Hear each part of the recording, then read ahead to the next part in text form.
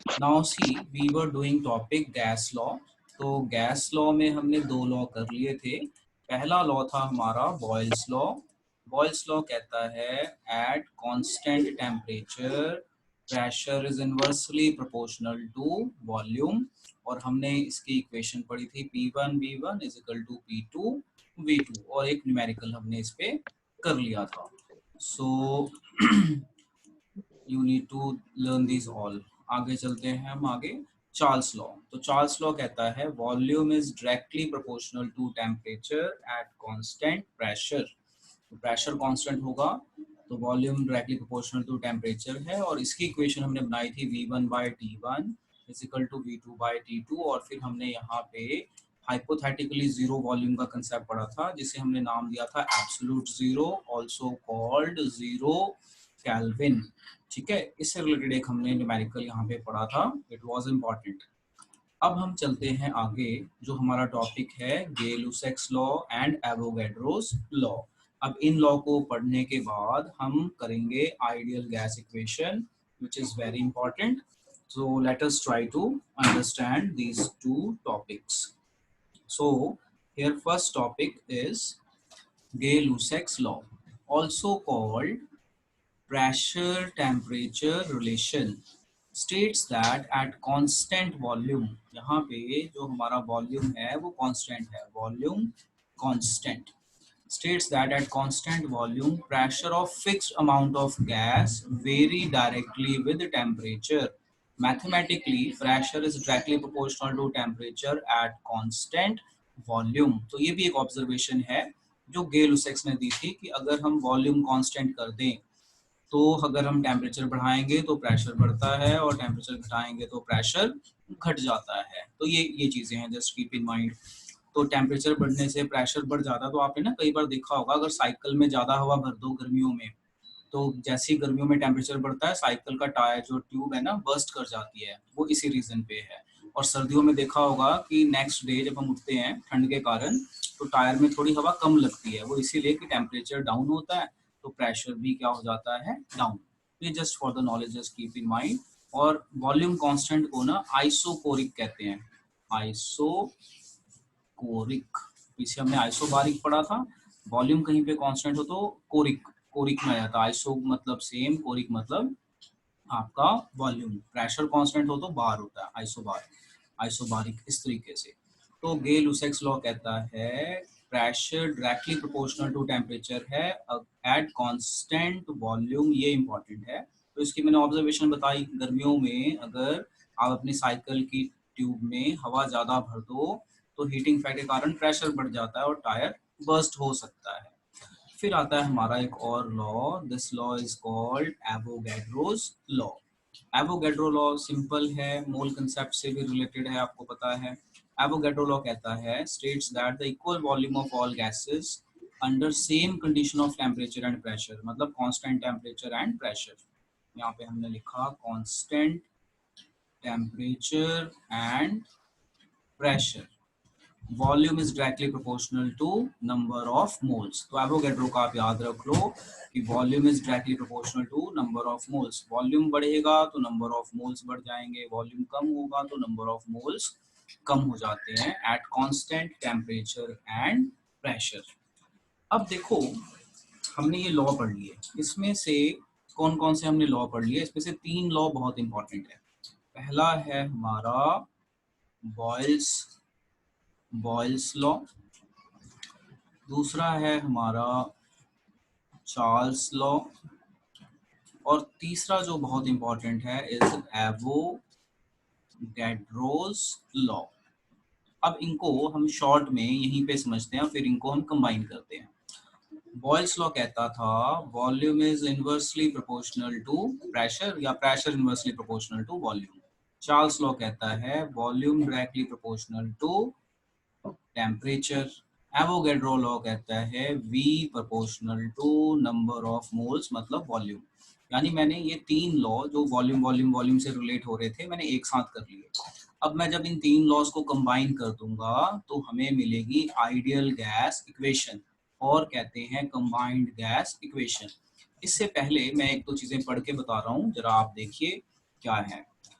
A gas which ओबे, ध्यान से सुनिए अब ध्यान से, अ gas which obey Boyle's law, Charles law and Avogadro's law strictly called ideal gas equation. यानी जो भी हमारा टॉपिक है जो हम पढ़ने जा रहे हैं, इस टॉपिक का नाम है ideal gas equation.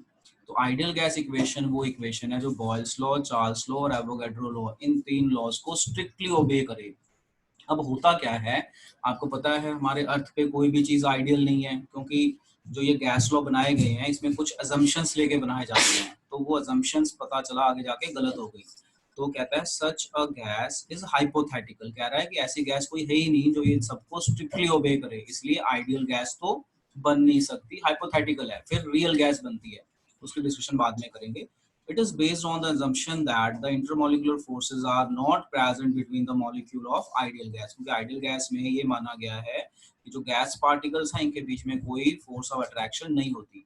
However, real gases do not obey these law at all conditions. This will be learned later, जो हम बाद में पढ़ेंगे। तो मैं यहाँ पे मेनली क्या बताना चाह रहा हूँ, यहाँ पे दो वर्ड आए, एक आइडियल गैस और एक रियल गैस। आइडियल गैस वो होती है जो इसको ओबे करती है, तो अभी हम हाइपोथेटिकल बात कर रहे हैं, बाद में जाके हम ये बताएंगे कि कोई भी गैस इसे ओबे नहीं करती, तो आइडियल गैस नहीं रियल गैस इक्वेशन बनाएंगे बाद में। बट अभी हम ये सपोज कर लेते हैं कि गैस है जो इन लॉज को स्ट्रिक्टली ओबे कर रही है, यानी आइडियल गैस इक्वेशन बनाने जा रहे हैं। तो अब हमें पता चल गया, बॉयल्स लॉ कहता है V proportional inversely proportional to P, V Charles law कहता है volume directly proportional to T, Avogadro law कहता है volume directly proportional to number of moles. Combine करते हैं, combining these laws, combining all these laws.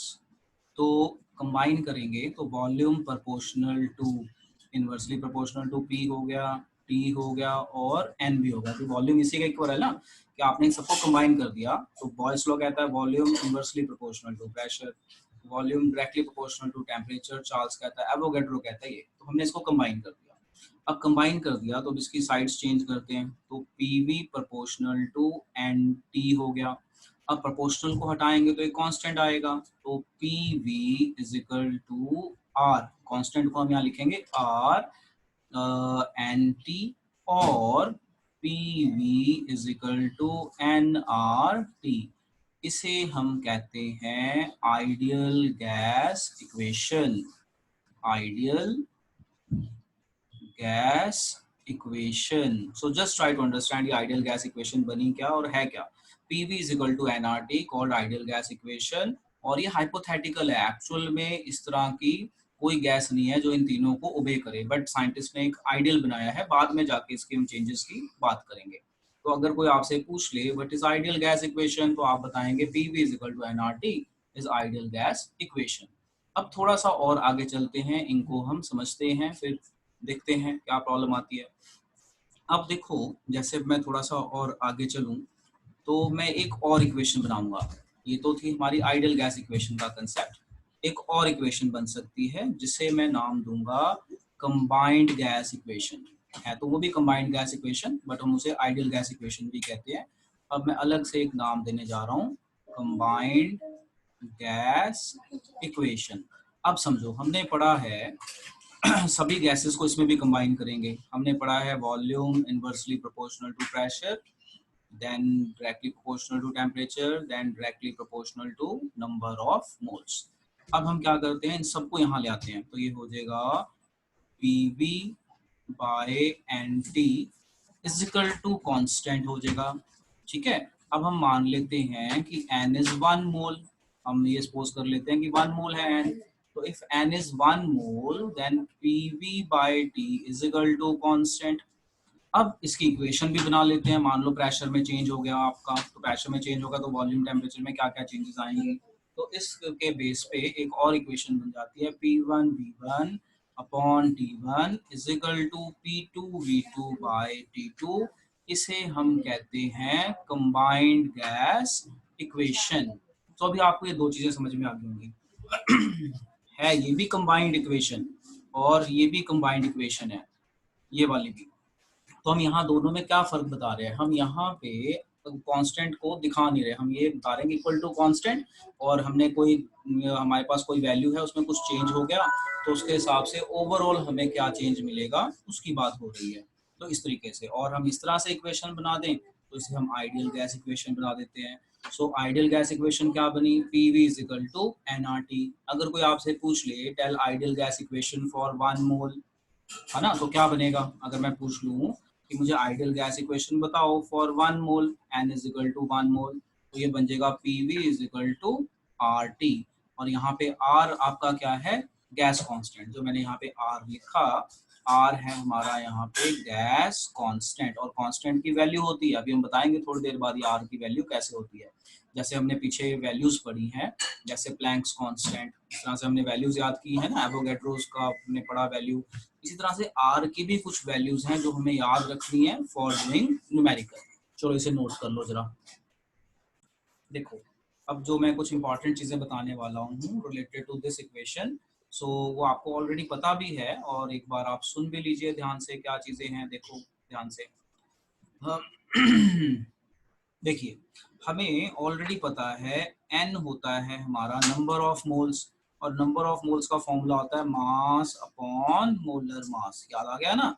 तो अगर कहीं पे आप न्यूमेरिकल करते हो और नंबर ऑफ मोल्स आपका यूज करना पड़ रहा है, मान लो 1 नहीं दिया नंबर ऑफ मोल्स, तो नंबर ऑफ मोल्स निकालने का क्या फॉर्मूला है हमारा, number of moles is equal to mass upon molar mass. आप ये फॉर्मूला लगाओगे और न्यूमेरिकल कर लोगे। मास मतलब given mass, and molar mass मतलब जैसे CO2 है तो कार्बन का मास, ऑक्सीजन का मास ऐड करके आपका निकल जाएगा। तो मैंने यहाँ पे आपको बताया नंबर ऑफ मोल्स निकालने का तरीका।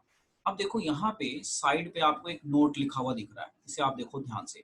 इस नोट में मैंने 3 चीजें बताई हैं जो आपको याद रखनी है, तो धीरे धीरे ये याद भी हो जाएंगे, और ये कन्वेंशंस हैं सारी। जैसे STP पीछे भी बताया था, NTP एंड SATP, इसकी फुल फॉर्म है standard ambient temperature pressure, American standard पे है standard temperature pressure, NTP normal temperature pressure. तो इनके क्या मतलब होते हैं जरा अपने माइंड में डाल लेना। देखो, अगर मैं बोलूंगा स्टैंडर्ड टेम्परेचर प्रेशर, तो इसका मतलब है टेम्परेचर 0 डिग्री सेल्सियस मतलब 273 केल्विन, न्यूमेरिकल करते हुए हमने केल्विन में लेना है, और प्रेशर 1 एटमॉस्फेयर, और 1 atmosphere is equal to 101325 pascal. ये याद रखना पड़ेगा आपको फॉर डूइंग न्यूमेरिकल्स, ये आपको याद रखना है, वैल्यूज हैं। और मोलर वॉल्यूम, वॉल्यूम इस टेम्परेचर पे 22.4 लीटर लेते हैं, कई बुक्स में 22.7 दिया हुआ है, तो हम ये वाली यूज करेंगे जनरली अगर जरूरत पड़ती है।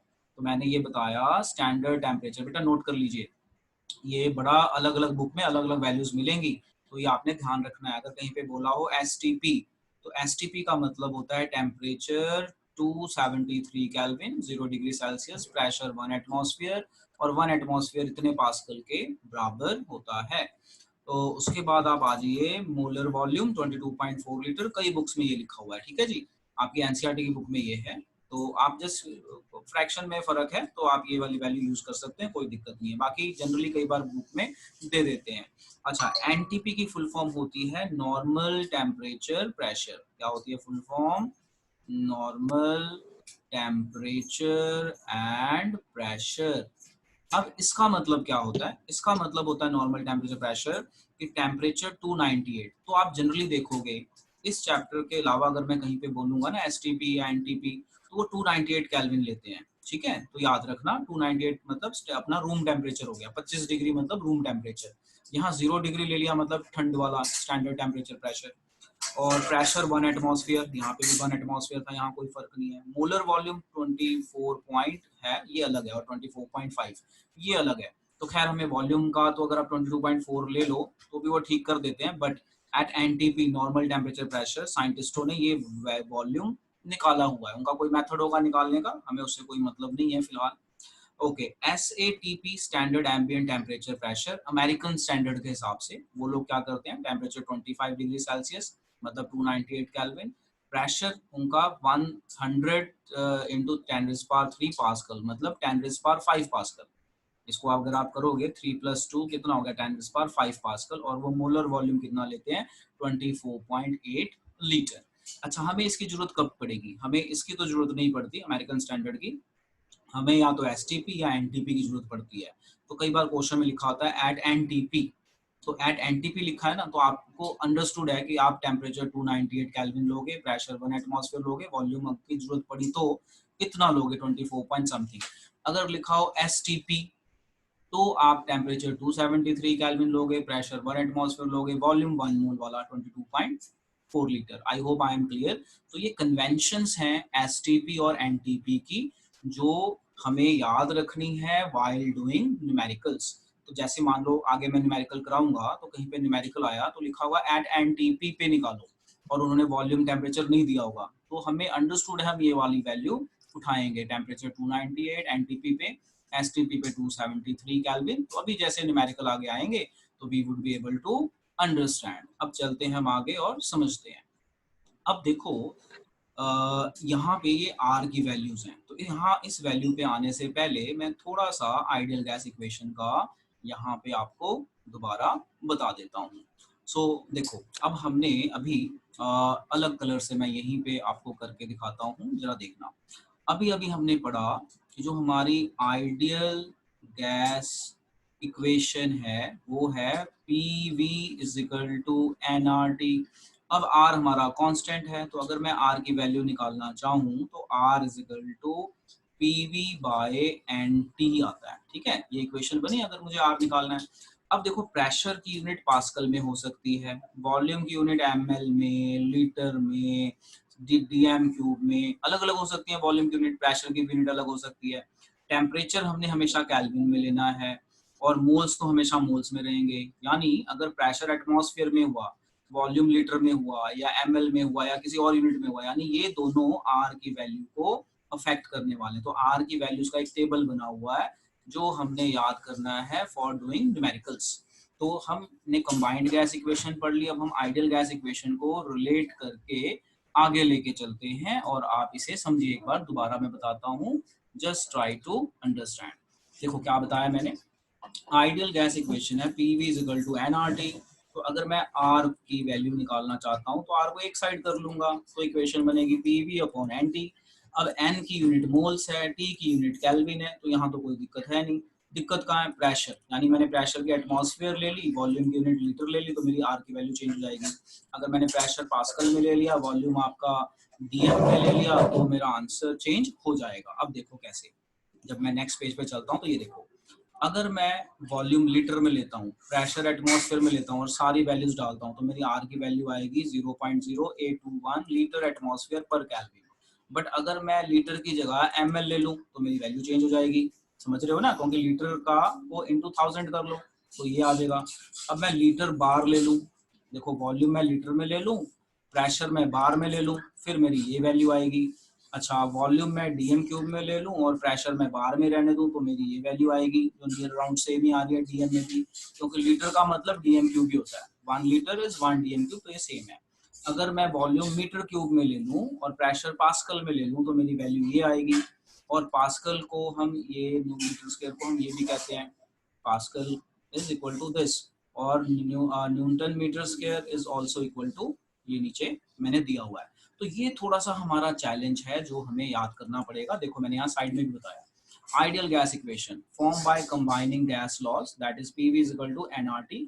अब मुझे R निकालना है, तो मुझे R निकालना है तो मेरा फॉर्मूला क्या बना, जो मैंने पीछे लिखा था फॉर्मूला, ये बना R is equal to PV by NT, ये इक्वेशन बनी।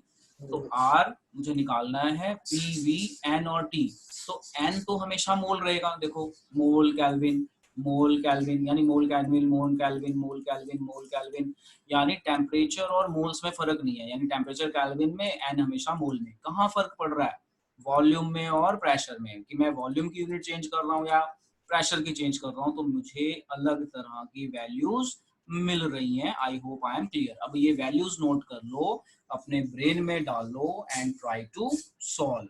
यहाँ पे फिर से आ गया हमारा एसटीपी, तो ये मैंने पीछे ऑलरेडी बता दिया, मैं दोबारा बता के कंफ्यूज नहीं करना चाहता। तो यहाँ पे मैंने 3 चीजें बता दी, at STP, at NTP and American standard के हिसाब से, तो हमें ये चाहिए नहीं। एक बार फिर से सुन लो क्या बोल रहा हूँ मैं। आइडियल गैस इक्वेशन लगाई, PV is equal to nRT, R को साइड में कर लिया, तो अब मुझे R की वैल्यूज चाहिए। तो प्रेशर वॉल्यूम ही चेंज होगा, मोल्स और केल्विन तो चेंज नहीं हो रहा। तो फिर से देख लो, अगर मेरा प्रेशर एटमॉस्फेयर में है, वॉल्यूम लीटर में है, तो ये वैल्यू आती है अगर मैं डाल दूँ स्टैंडर्ड टेम्परेचर प्रेशर पे, और ml में डाल दूँ तो ये आती है, और लीटर बार कर दूं तो ये वैल्यू आती है। तो आपको ये वैल्यूज याद करनी पड़ेगी। चलो जरा जल्दी से नोट कर लो आर की वैल्यू, और यहाँ पे सॉल्व करके भी दिखाया है, देखो कैसे। आर प्रेशर की यूनिट पास्कल में रखी, वॉल्यूम आपका मीटर क्यूब में रखा, मोल और ये केल्विन रहेगा, है ना। तो ये एसटीपी की बात हो रही है, एट एसटीपी। तो एट एसटीपी आपका अगर आप देखो तो यहाँ पे अगर हम देखें यहाँ पे एट एसटीपी, तो हमारा जो प्रेशर था इतने पास्कल है, 1 एटमॉस्फेयर है, और टेम्परेचर 273 केल्विन है। तो यही चीज ज्यादातर इन्होंने यूज की हुई है 22.7। तो ये एट एसटीपी आर की वैल्यू निकाली हुई है और उनके बारे में बताया हुआ है यूनिट्स को चेंज करके। चलो बेटा इसे नोट करो। देखो जो ये हमारी यूनिट है ये बेसिकली कैसे बनी है। जो हमारा प्रेशर है ना, छोटी क्लास को रिवाइज करो। प्रेशर का फॉर्मूला होता है pressure is equal to force upon area होता है ना, प्रेशर फोर्स अपॉन एरिया। तो फोर्स की यूनिट होती है न्यूटन, एरिया की होती है मीटर स्क्वायर। तो प्रेशर पास्कल भी होता है, तो 1 pascal is equal to 1 newton per metre square. तो ये पास्कल को तो वो रिलेट कर रहा है बस, और कुछ नहीं कर रहा। अब आ गया समझ में कैसे बना। Pressure equal to force upon area, हाँ जी सर। फोर्स की यूनिट न्यूटन मीटर स्क्वायर, तो 1 पास्कल को उसके बराबर कर दिया और कुछ नहीं किया, और ये जूल के बराबर कर दिया पास्कल मीटर क्यूब। तो जस्ट कीप इन माइंड, कुछ नहीं है खास। चलो अब हम ये न्यूमेरिकल करते हैं। आप लोगों ने होपफुली ये नोट कर लिया होगा। Let us try to do numericals now. So अब देखो यहाँ पे क्या कहता है न्यूमेरिकल के बारे में। जस्ट मैं इक्वेशन बना देता हूँ और देखना आंसर मैच करता है कि नहीं करता, और कैल्विन के में मुझे बताना क्या आता है। कह रहा है problem at temperature 27 degree Celsius यानी T1, 25 degree Celsius, and pressure mmHg याद आ गया ना, प्रेशर है ये P1 मान लो 760 mmHg। अ गैस कंटेन मतलब V1 600 ml, वॉल्यूम ml में है। What will be the pressure यानी P2 निकालना है at a height where temperature is this, T2 is 10 degree Celsius and volume is this, यानी V2 is 640 ml। तो बस equation लगाओ, P1 V1 upon T1 is equal to P2 V2 upon T2। इतनी सारी चीजें दी हुई हैं, तो हमें निकालना था ये टेम्परेचर को केल्विन में चेंज कर लेना, प्लस 273 प्लस 273, थोड़ी कैलकुलेशन लंबी जरूर जाएगी। तो हमें निकालना था P2। So P2 is equal to P1 V1 upon T2 divided by T1 into V2। इसे आप सॉल्व करते हैं ये सारी वैल्यू डाल के, तो मुझे जो लग रहा है वो आपका आंसर आना चाहिए इतना 677 आ जाए अप्रोक्सीमेटली, 677 mmHg। और ना उसकी यूनिट्स चेक कर लेना कि वॉल्यूम की यूनिट सेम है दोनों जगह। यहाँ पे वॉल्यूम ml में है, ml में है, यानी ठीक है, वॉल्यूम की यूनिट ठीक है। और प्रेशर की यूनिट, प्रेशर तो निकालना है तो ऑलरेडी mmHg में ही आएगा प्रेशर आपका, तो उसमें तो कोई दिक्कत ही नहीं, mmHg में आएगा, mmHg में आ जाएगा प्रेशर।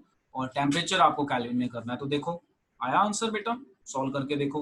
तो आप इसे बाद में चाहे सॉल्व कर लेना, आपके साथ ये सबसे सिंपल न्यूमेरिकल में आता है ये वाला न्यूमेरिकल, तो आप इसे आप कर लेना बाद में। सो जब मैं वीडियो भेजूंगा तो यू कैन डू दैट। अब हम चलते हैं आगे। अब जो मैं टॉपिक कराने जा रहा हूँ ना बेटा, very important for doing numericals.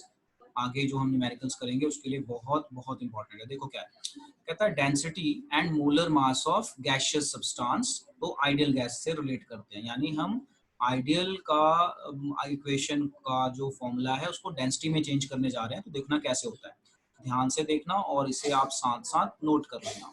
देखो we know P V is equal to N R T. अब हमें पता है जो नंबर ऑफ मोल्स है ये किसके बराबर होता है, मास अपॉन मोलर मास। तो हम यहाँ पे डालते हैं, मैं यहाँ पे मास का सिंबल m ले लूंगा, मोलर मास का सिंबल कैपिटल ले लूंगा, ध्यान रखना, ताकि मैं इसको शॉर्ट में लिख पाऊँ। तो PV is equal to mass upon molar mass into R into T। अब मैं क्या करता हूँ, मैं इस वॉल्यूम को यहाँ ले आता हूँ, ये मोलर मास को यहाँ ले जाता हूँ, ध्यान रखना, capital M molar mass, small m is your mass. तो PM is equal to M upon VRT। अब आपको याद है डेंसिटी, डेंसिटी किसके इक्वल होती है, मास अपॉन वॉल्यूम। तो बस ये मेरा डेंसिटी के इक्वल आ गया। तो PM is equal to density into RT। तो अगर मैं यहाँ से डेंसिटी का फॉर्मूला अलग निकालूं तो मेरी इक्वेशन बन जाएगी density is equal to PM upon RT। Very important for doing numericals, very important ये वाली इक्वेशन और ये वाली equation very important for doing numericals. और हमने यहाँ पे कन्वर्जन्स कर दी कि अगर हमें कहीं न्यूमेरिकल करने की जरूरत पड़े तो हम उन न्यूमेरिकल्स को कैसे कर सकते हैं। Very very very very important. Just note it and tell me done. Note कर लो and tell me done. Now see this numerical जो डेंसिटी से रिलेटेड है, जो अभी हमने फॉर्मूला डिराइव किया। अब ये क्वेश्चन देखो कितना इंटरेस्टिंग है।